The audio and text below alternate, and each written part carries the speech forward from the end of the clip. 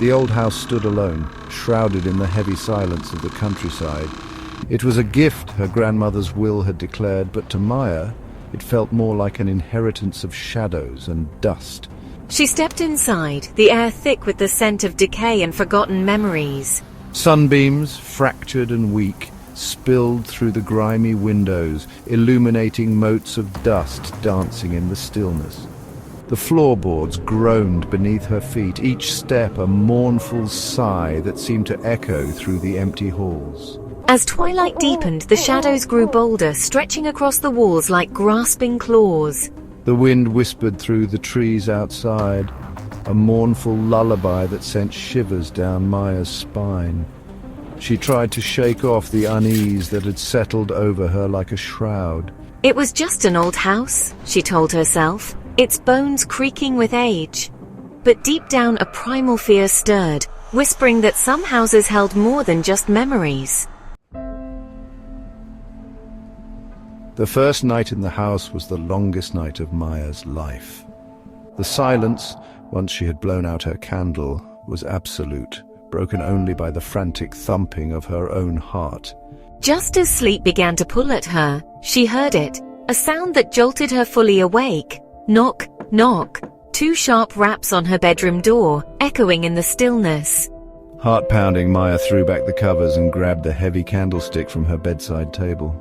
"Who's there?" she called out, her voice trembling in the darkness. Silence. Only the sound of her own ragged breathing filled the room. Taking a deep breath, Maya crept towards the door, her hand shaking as she reached for the handle. It swung open to reveal nothing. The hallway was empty, swallowed by darkness. The next morning, Maya sought out Mrs. Sharma, an elderly woman who lived a few houses down the lane. Mrs. Sharma, her face a roadmap of wrinkles, listened patiently as Maya recounted the events of the previous night. "The knocks," Mrs. Sharma whispered, her voice barely audible. "They say it's a warning."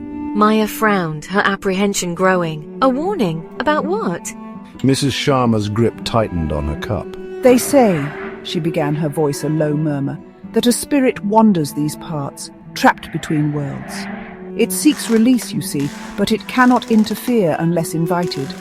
The knocks, they are its way of calling out. 2 knocks a warning. The third..." She trailed off, her eyes wide with fear. "The third is an invitation. Never answer the third knock." The second night, the knocks came again, louder this time, more insistent. Maya lay huddled beneath her blankets, her heart threatening to beat its way out of her chest. She didn't answer. The third night, the knocks returned, echoing through the house like the beat of a funeral drum. Knock, knock. Silence stretched, taut and agonizing. And then, knock. Terror, cold and paralyzing, gripped Maya. She had been warned, yet some unseen force compelled her to speak. "Who's there?" she whispered, her voice a mere thread of sound.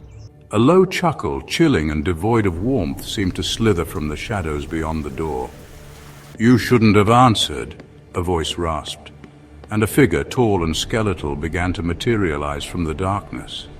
Days later, Mrs. Sharma found Maya's front door ajar, hanging open like a broken jaw. Scratched into the wood, 3 deep gouges formed a chilling message.